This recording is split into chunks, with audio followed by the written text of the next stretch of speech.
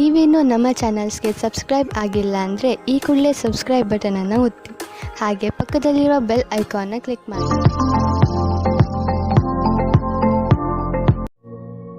ಈ ರೀಡಿಂಗ್ ನಿಮಗೆ ಅನ್ವಯಿಸಿದ್ರೆ ಅಥವಾ ರೆಸೋನೇಟ್ ಆದರೆ ಮಾತ್ರ ತೊಗೊಳ್ಳಿ, ಇಲ್ಲಾಂದರೆ ಬಿಟ್ಬಿಡಿ. ಇನ್ನು ಕಾರ್ಡ್ಸ್ನ ಶಫಲ್ ಮಾಡ್ದಾಗೆ ನನಗೆ first card queen of pentacles ಬಂದಿದೆ.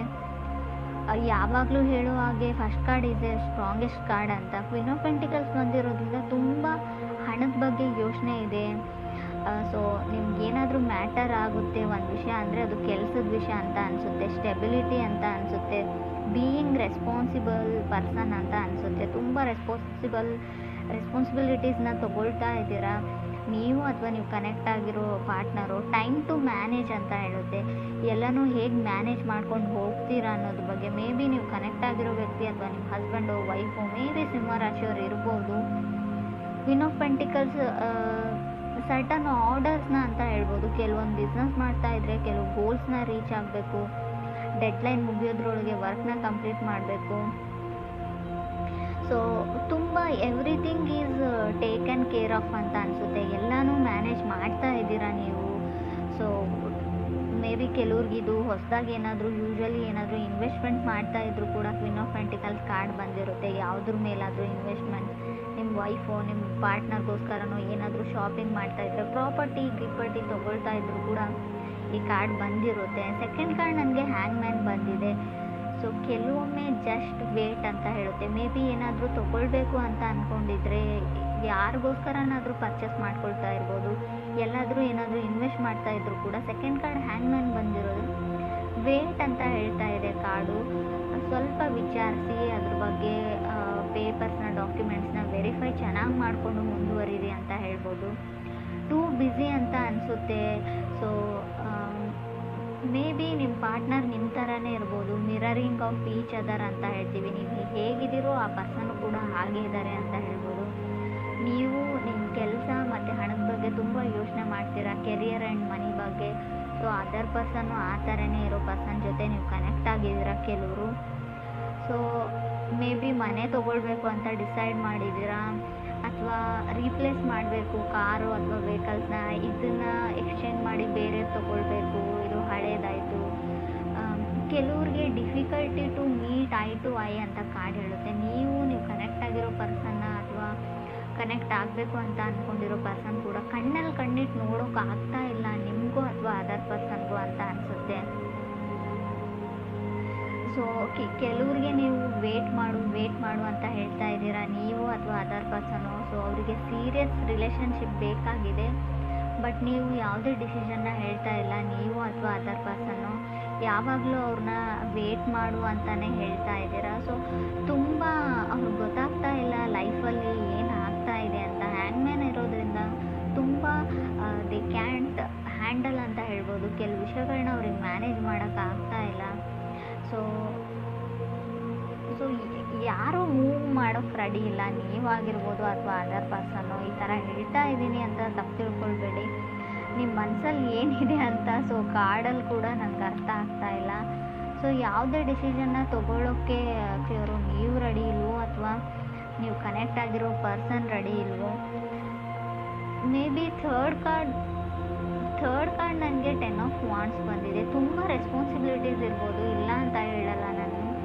ನಿಮಗಿದೆಯೋ ತುಂಬ ಮನೆ ಜವಾಬ್ದಾರಿ ಎಲ್ಲ ಇದೆಯೋ, ಅಥವಾ ಮನೆಯಲ್ಲಿ ಇರೋ ಸಿಬ್ಲಿಂಗ್ಸ್ನ ಸೆಟಲ್ ಮಾಡಬೇಕು, ತುಂಬ ತೊಂದರೆಗಳಿರ್ಬೋದು, ಅಥವಾ ಅದರ್ ಪರ್ಸನ್ಗಿರ್ಬೋದು, ಎಲ್ಲ ಸರಿ. ಬಟ್ ಎಷ್ಟು ಅಂತ ವೇಟ್ ಮಾಡಬೇಕು ಅದರ್ ಪರ್ಸನ್. ಅವ್ರ ಮನೆಯಲ್ಲೂ ಕೂಡ ಕೆಲವು ತೊಂದರೆ ತಾಪತ್ರೆಗಳಿರುತ್ತೆ, ಫ್ಯಾಮ್ಲಿ ಕಡೆಯಿಂದ ಪ್ರೆಷರ್ ಇರುತ್ತೆ ಅವ್ರಿಗೂ ಕೂಡ. ಸೊ ನಿಮ್ಗಾಗಲ್ಲ ಅಂದರೆ ಅವ್ರ ಪಾಡಿಗೆ ಅವ್ರಿಗೆ ಬಿಟ್ಟರೆ ಅವ್ರ ಲೈಫಲ್ಲಿ ಅವರು ಸೆಟಲ್ ಆಗಬಹುದು ಅಂತ ಕಾರ್ಡ್ ಹೇಳುತ್ತೆ. ಫಿಫ್ತ್ ಕಾರ್ಡ್ ನನಗೆ 7 ಆಫ್ ವಾಂಡ್ಸ್ ಬಂದಿದೆ. ಸೊ ಕೆಲವ್ರಿಗೆ ನಾನು ಚೆನ್ನಾಗಿಲ್ಲ ಅಂತ ಅನ್ನಿಸ್ತಾ ಇರ್ಬೋದು. ನೋಡೋದಕ್ಕೆ ಫಿಸಿಕಲ್ ಅಪಿಯರೆನ್ಸಲ್ಲಿ ನನ್ನನ್ನು ಯಾರೂ ಇಷ್ಟಪಡಲ್ಲ, ಸೊ ಏನು ಆ ಥರ ಒಂದು ಭಾವನೆ ಇದ್ದರೂ ಕೂಡ 7 ಆಫ್ ವಾಂಡ್ಸ್ ಬಂದಿರುತ್ತೆ. ಸೊ ಅದರ್ ಪೀಪಲ್ ಪೊಸಿಷನ್ಗೆ ಫೈಟ್ ಮಾಡ್ತಾ ಇರ್ಬೋದು, ನನಗೆ ಸಿಗ್ತಾ ಇಲ್ಲ.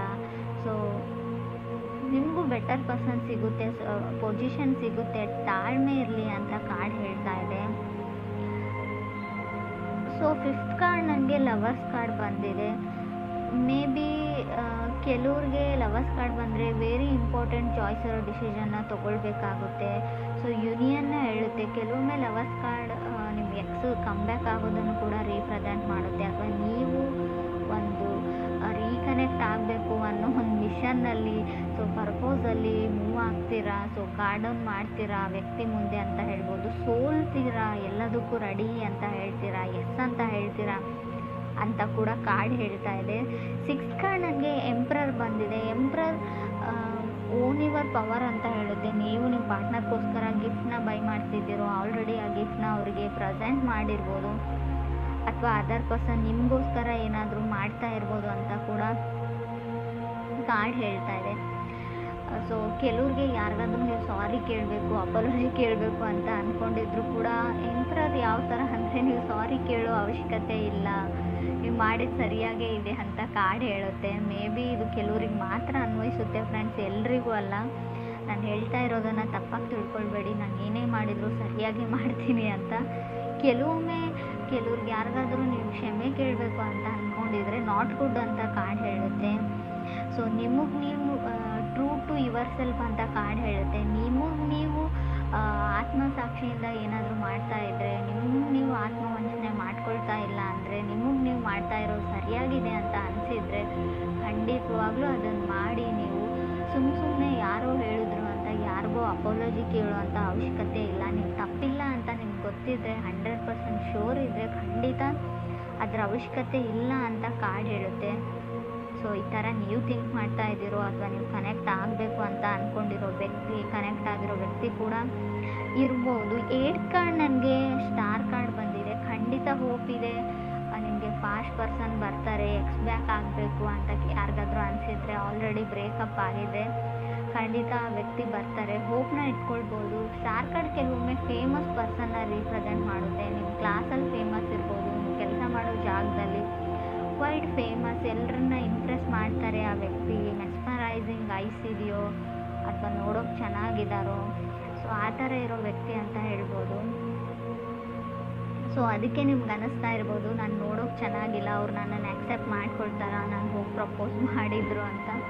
ಸೊ ಆ ಥರ ಡೌಟ್ ಇರ್ಬೋದು. 9 ಕಾರ್ಡ್ ನನಗೆ 9 ಆಫ್ ವಾಂಡ್ಸ್ ಬಂದಿದೆ. 9 ಆಫ್ ವಾಂಡ್ಸ್ ಇನ್ಸ್ಪಿರೇಷನ್ ಕಾರ್ಡ್ ಅಂತ ಹೇಳ್ತೀವಿ. ನೀವು ಯಾರನ್ನಾದರೂ ಇನ್ಸ್ಪೈರ್ ಮಾಡ್ಬೋದು, ಅಥವಾ ನೀವೇ ಇನ್ಸ್ಪೈರ್ಡ್ ಆಗ್ಬೋದು ಎಲ್ಲಿಂದಾದರೂ ಅಂತ ಅನಿಸುತ್ತೆ. ಗುಡ್ ಲಕ್ ಅಂತ ಹೇಳ್ಬೋದು 9 ಆಫ್ ವಾಂಡ್ಸ್. ಮೇ ಬಿ ಸ್ವಲ್ಪ ಒಂಟಿಯಾಗಿರಬೇಕಾಗುತ್ತೆ 9 ಆಫ್ ವಾಂಡ್ಸ್ ಬಂದರೆ. ಯಾರೂ ನಿಮಗೆ ಸಾಥ್ ಕೊಡೋಲ್ಲ. ಕೆಲಸ ಮುಗಿದು ಸಕ್ಸಸ್ ಆದಮೇಲೆ ಸೊ ತುಂಬ ಜನ ನಿಮ್ಮ ಜೊತೆಗಿರ್ತಾರೆ, ಬಟ್ ಆ ಕೆಲಸನ ಕಂಪ್ಲೀಟ್ ಮಾಡೋದ್ರಲ್ಲಿರೋ ಸ್ಟ್ರಗಲ್ನಲ್ಲಿ ಯಾರೂ ನಿಮಗೆ ಸಪೋರ್ಟ್ ಮಾಡಲ್ಲ ಅಂತ ಅನಿಸುತ್ತೆ ನನಗೆ. ಕಾರ್ಡ್ ಕೂಡ ಅದನ್ನೇ ಹೇಳ್ತಾ ಇದೆ. ಸೊ ಕೆಲವರು ತುಂಬ ಕ್ರಿಯೇಟಿವ್ ಆಗಿ ಏನೋ ಬಿಲ್ಡ್ ಮಾಡ್ತಾ ಇದ್ರು ಕೂಡ 9 ಆಫ್ ವಾಂಡ್ಸ್ ಬಂದಿರುತ್ತೆ. ಸೊ ಲವ್ ಲೈಫ್ ರೀಡಿಂಗ್ ಆಗಿರೋದ್ರಿಂದ ಸೊ ನಿಮ್ಮ ಪಾರ್ಟ್ನರ್ ಸಪೋರ್ಟ್ ಸಿಗೋದು ಕಮ್ಮಿ, ಕೆಲವ್ರಿಗೆ ಸಿಗ್ತಾ ಇಲ್ಲ, ನಿಮ್ಮನ್ನು ಅವ್ರು ನಂಬ್ತಾ ಇಲ್ಲ ಅಂತ ಹೇಳ್ಬೋದು. ಸೊ ಮೇ ಬಿ ಅಫಿಷಿಯಲಿ ಅವ್ರಿಗೇನೋ ಬೇಕಾಗಿದೆ, ಅಫಿಷಿಯಲಿ ಅವ್ರು ನೀವು ಮದುವೆ ಆಗಬೇಕು, ಅಥವಾ ಅಲ್ಲಿವರೆಗೂ ಅವ್ರಿಗೆ ನಂಬಿಕೆ ಬರಲ್ಲ, ನೀವೇನೇ ಹೇಳಿದ್ರು ಅವ್ರು ನಂಬ್ತಾ ಇಲ್ಲ ಅಂತ ಹೇಳ್ಬೋದು. 10th ಕಾರ್ಡ್ ನನಗೆ ಹರ್ಮೆಟ್ ಕಾರ್ಡ್ ಬಂದಿದೆ. ಸೊ ತುಂಬ ಟ್ರಸ್ಟ್ ಇಶ್ಯೂಸ್ ಇದೆ ಅಂತ ಹೇಳ್ಬೋದು. ನಂಬಿಕೆ ಪ್ರಶ್ನೆ, ನಿಮ್ಮನ್ನು ನಂಬೋಕ್ಕಾಗ್ತಾ ಇಲ್ಲ, ನಿಮ್ಮನ್ನು ನಂಬೋದಾ, ನಾನು ನಿಮಗೋಸ್ಕರ ವೇಟ್ ಮಾಡ್ಬೋದಾ ಅನ್ನೋ ಥಾಟ್ ಎಲ್ಲ ಬರ್ತಾ ಇದೆ ಅವ್ರಿಗೆ. ಸೊ ಖಂಡಿತವಾಗ್ಲೂ ಕೆಲವ್ರಿಗೆ ಇನ್ಸೆಕ್ಯೂರಿಟೀಸ್ ಕಾಡುತ್ತೆ. ಸೊ ನೀವು ಅವರು ನಂಬಿಕೆ ಉಳಿಸ್ಕೊಳ್ಳುವಂಥ ಕೆಲಸ ನೀವು ಮಾಡಿಲ್ವೋ, ಅಥವಾ ನಿಮ್ಮ ಪಾರ್ಟ್ನರ್ ಮಾಡಿಲ್ವೋ, ತುಂಬ ಬರ್ಡನ್ ಫೀಲ್ ಆಗ್ತಾ ಇದೆ ಅಂತ ಹೇಳ್ಬೋದು. 9 ಆಫ್ ವಾಂಡ್ಸ್ ಕೆಲವೊಮ್ಮೆ ಬರ್ಡನ್ನು ಕೂಡ ರೀಪ್ರೆಸೆಂಟ್ ಮಾಡುತ್ತೆ, ಅದು ಕೂಡ ರಿಯಲ್ ಬರ್ಡನ್ನು. ಸೊ ಇನ್ನೇನು ಆ ವ್ಯಕ್ತಿ ಮನಸ್ಸನ್ನ ನೀವು ಪರಿವರ್ತನೆ ಮಾಡಿರ್ತೀರ, ಕನ್ವಿನ್ಸ್ ಮಾಡಿರ್ತೀರ ಅಪಾಲಜಿ ಕೇಳಿ. ಸೊ ಸಡನ್ನಾಗಿ ಅವ್ರು ನೀವು ಹಾಕಿರೋ ಎಫರ್ಟ್ಸ್ನೆಲ್ಲ ಬಿಟ್ಬಿಟ್ಟು ಮತ್ತೆ ಹಳೇ ಹರ್ಟ್ ಕಡೆ ಹೋಗಿಬಿಡ್ತಾರೆ. ನೀವು ಹಾಗೆ ಹೇಳಿದ್ರಿ ನನಗೆ, ಹೀಗೆ ಮಾಡಿದ್ರಿ ನನಗೆ.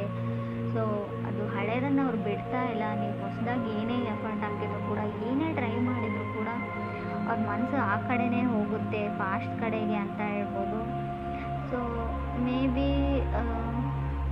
ಸೊ ಅವ್ರಿಗೇನೋ ಗೊತ್ತಿಲ್ಲ, ಇನ್ಸೆಕ್ಯೂರಿಟೀಸ್ ಇದೆ, ಅವ್ರು ನಿಮ್ಮನ್ನು ನಂಬೋಕ್ಕಾಗ್ತಾ ಇಲ್ಲ. ಅಗೇನ್ ಸಮಥಿಂಗ್ ನೀವು ಅವ್ರಿಗಿರೋ ಭಾವನೆಗೂ ಕೂಡ ರೆಸ್ಪೆಕ್ಟ್ ಕೊಡಿ, ಅವ್ರಿಗೆ ಹೆಲ್ಪ್ ಮಾಡಿ. ಮೆಂಟಲಿ ಏನಿದೆ ತಲೆ ಒಳಗೆ ಅದನ್ನು ತೆಗಿಯೋಕ್ಕೆ ಹೆಲ್ಪ್ ಮಾಡಿದರೆ ಖಂಡಿತವಾಗ್ಲೂ ಒಂದು ಒಳ್ಳೆ